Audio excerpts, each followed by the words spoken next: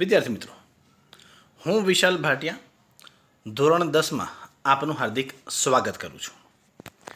ધોરણ 10માં આપણે સાથે રહીને અભ્યાસ કરીશું સામાજિક વિજ્ઞાન વિષયનો. સામાજિક વિજ્ઞાન વિષયની અંદર ધોરણ 10ની વાત કરીએ તો કુલ 21 પાઠ આપેલા છે આપણને, બરાબર.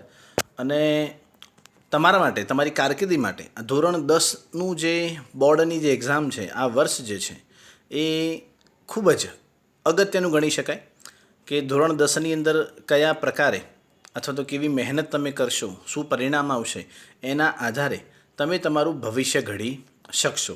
ભવિષ્યમાં તમે science, commerce, arts, diploma, ITI, બરાબર, અથવા તમે તમારી જે કોઈ પણ મનપસંદ લાઈન હોય, બરાબર, એ ક્ષેત્રમાં તમે તમારી કારકિર્દી ભવિષ્યમાં બનાવી શકશો. ઓકે વિદ્યાર્થી મિત્રો, તો હવે ધોરણ 10ની અંદર આપણે વાત કરીએ તો સામાજિક વિજ્ઞાન વિષયની અંદર જે બોર્ડ દ્વારા, ગવર્મેન્ટ દ્વારા જે વાર્ષિક પરીક્ષા માટે, બોર્ડની એક્ઝામ માટેનું જે પ્રશ્નપત્રનું પરિરૂપ આપેલું છે એના વિશેની આપણે ચર્ચા કરીશું. પરિરૂપ એટલે શું? તો કેવા પ્રશ્નો પૂછાઈ શકે, કયા પાઠમાંથી કેટલા માર્ક્સનું પૂછાઈ શકે, બરાબર, એના વિશેની એક આપણે અહીંયા માહિતી મેળવીશું. ઓકે, તો આપણી જે પરીક્ષા છે, બરાબર, એ પરીક્ષાની અંદર કુલ 3 કલાકનું તમારું પેપર હોય છે, બરાબર.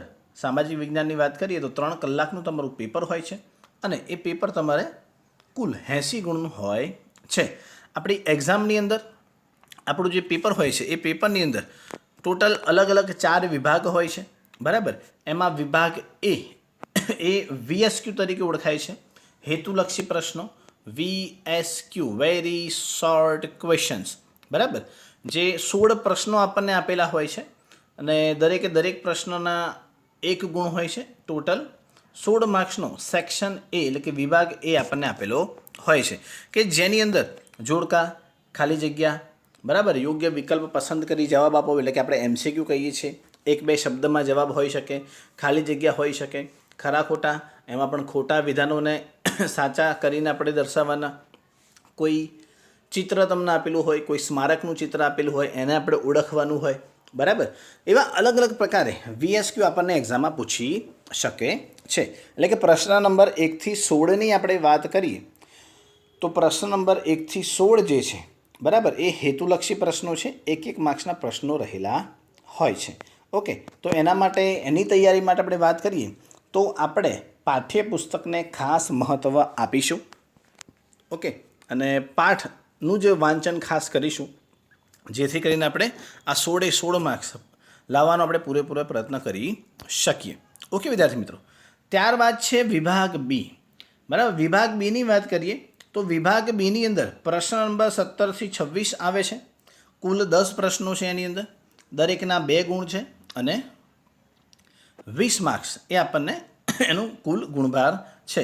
જેમાં વિધાન સમજાવો, કોઈ વ્યક્તિ પરિચય, બરાબર, કોઈ સ્થળનો પરિચય, પારિભાષિક શબ્દો છે, બરાબર. એટલે ટૂંકા પ્રશ્નો જે 2 માર્ક્સના ક્વેશ્ચન આન્સર્સ છે જે વિભાગ બીની અંદર આપણે તમારે તૈયાર કરવાના રહેશે અને લખવાના રહેશે. વિભાગ સીની વાત કરીએ તો વિભાગ સીની અંદર પ્રશ્ન નંબર 27 થી 34 આવેલા છે. ટોટલ 8 પ્રશ્નો હોય છે, દરેક પ્રશ્નના 3 ગુણ હોય છે અને એનું ટોટલ વેઇટેજ કેટલા માર્ક્સનું હોય છે તો 24 માર્ક્સનું આપણને જોવા મળે છે.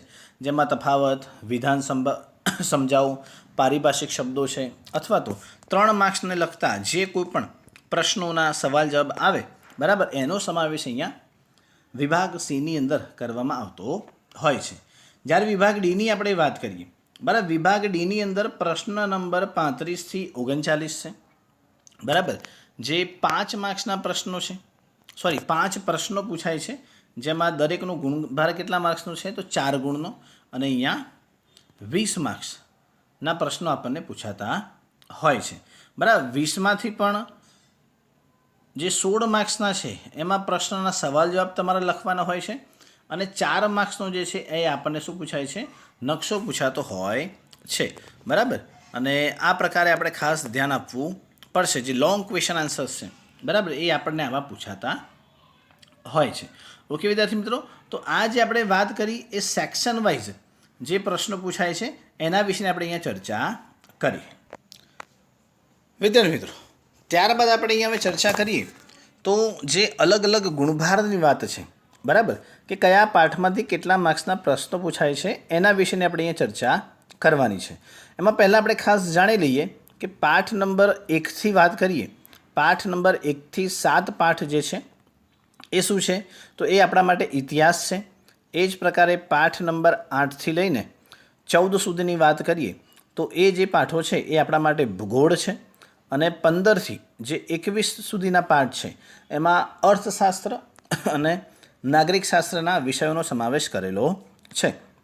ઓકે, તો હવે પાઠ નંબર 1ની વાત કરીએ તો પાઠ નંબર 1 જે છે, બરાબર, એના કુલ ગુણભારની આપણે વાત કરીએ તો પાઠ નંબર 1 જે છે એ બોર્ડની અંદર 3 માર્ક્સનો પૂછાય છે.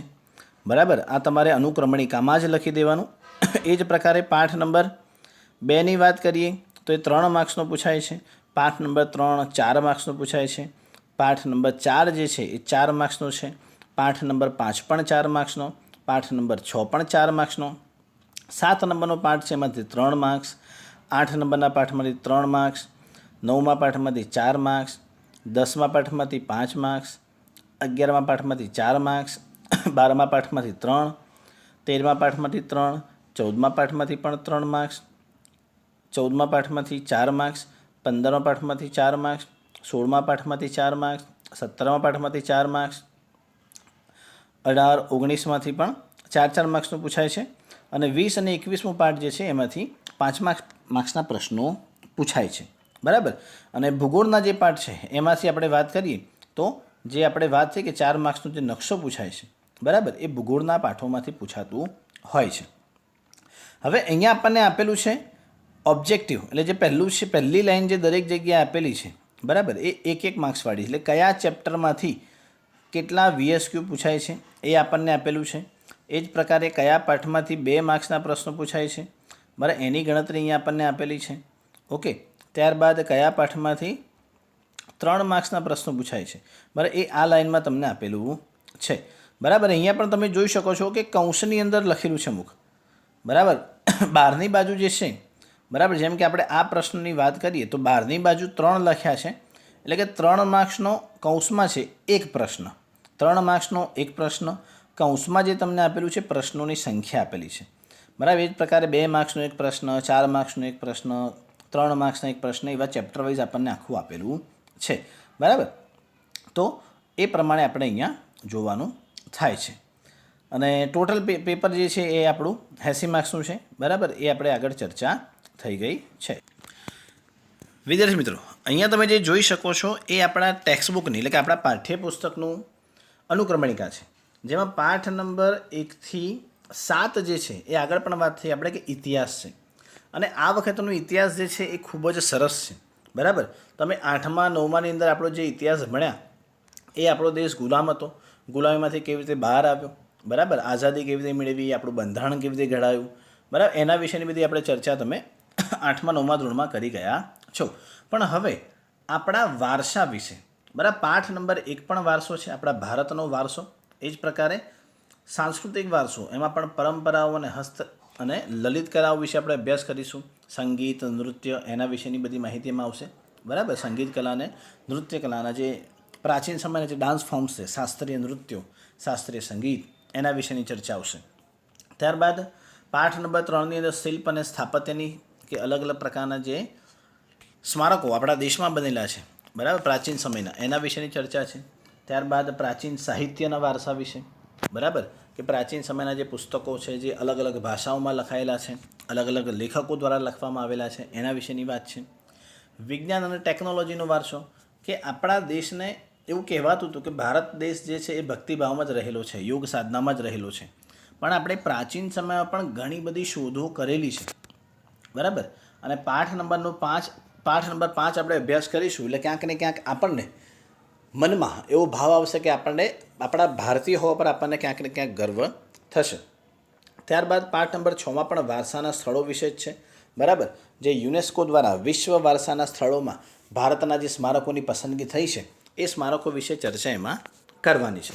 અને આજે 1 થી 6 નંબરના પાઠમાં તમે જોઈ શકો છો બધામાં વારસો વારસો વારસો વારસો કોમન છે. અને એ જ વારસાનું જતન આપણે કેવી રીતે કરવાનું છે, બરાબર, એનું સંરક્ષણ કેવી રીતે કરવાનું, એને નુકસાન ન થાય બરાબર. એના માટે ખાસ આપણે અહીંયા પાઠ નંબર 7ની અંદર એના વિશેની આપણે માહિતી મેળવીશું. તો પાઠ નંબર 1 થી 7 જે છે એ આપણા માટે ઇતિહાસ છે. એ જ પ્રકારે પાઠ નંબર 8થી લઈને 14ની વાત કરીએ તો કુદરતી સંસાધન ભૂગોળ જે આપણે છે 8થી ને 14 પાઠ છે જે ભૂગોળ છે. એમાં વન્યજીવ સંસાધન વિશે વાત કરવાની છે, કૃષિ વિશે વાત કરવાની છે. આ વન અને વન્યજીવ વિશે આપણે તમે 9મા ધોરણની અંદર 2 અલગ અલગ પાઠ આવતા હતા, પાઠ નંબર 17 અને પાઠ નંબર 18. એના વિશે આપણે ચર્ચા કરી ગયા છે 9મા ધોરણની અંદર, પણ અહીંયા આપણે થોડુંક ડિટેલમાં અભ્યાસ કરવાનો આવશે. ત્યારબાદ કૃષિ વિશે કે આપણો દેશ ખેતી પ્રધાન છે, તો કયા કયા પાક લેવાય છે, કયા પ્રકારની ખેતી થાય છે, આંતરરાષ્ટ્રીય સ્તરે આપણે ખેતીમાં કઈ રીતનું સ્થાન મેળવ્યું છે, અથવા તો આપણે જે હરિયાળી ક્રાંતિ આપણા દેશમાં થઈ, કૃષિ ઉત્પાદનમાં જે જબરજસ્ત વધારો થયો, બરાબર, એ શાના આધારે થયો એના વિશેની પણ માહિતી આપણે એ પાઠમાં મેળવવાની આવશે. ત્યારબાદ જળ સંસાધન, જળ એ જીવન છે, બરાબર, કે આ જમીન આપણે પાણી કેવી રીતે મેળવીએ છીએ, પીવાનું પાણી આપણને ક્યાંથી પ્રાપ્ત થાય છે, કયા વિસ્તારોમાં પાણીની અછત છે, બરાબર, પાણીને સાચવવા માટે શું કરવું જોઈએ. ઓકે, બંધાયેલા આપણા દેશની અંદર જે બહુહેતુક યોજનાઓ છે, ઘણી બધી નદીઓ પર બંધ બાંધેલા છે, એ બંધો વિશે માહિતી આપણને આપેલી છે. ત્યારબાદ ખનિજો અને શક્તિના સંસાધનો, કે આપણા ભારતના પેટાળમાંથી કયા કયા પ્રકારની ખનિજો પ્રાપ્ત થાય છે, કયા શક્તિના સંસાધન જેમાંથી ઉર્જા આપણને પ્રાપ્ત થાય છે, બરાબર, એના વિશેની માહિતી કરવાની છે. ત્યારબાદ પાઠ નંબર 13 એ ઉદ્યોગો વિશે આપેલું છે, બરાબર, સુતરાઉ કાપડ ઉદ્યોગ, શણ ઉદ્યોગ, બરાબર, અલગ અલગ પ્રકારના ઉદ્યોગો છે, વાહન પરિવહનના ઉદ્યોગો છે, સંદેશા વ્યવહારની પણ આપણે એમાં જે કોઈ પણ ઉદ્યોગો આવતા હોય એ બધા, ઇલેક્ટ્રોનિક ઉદ્યોગ, એ બધા વિશે આપણે ત્યાં ચર્ચા કરવાની થશે.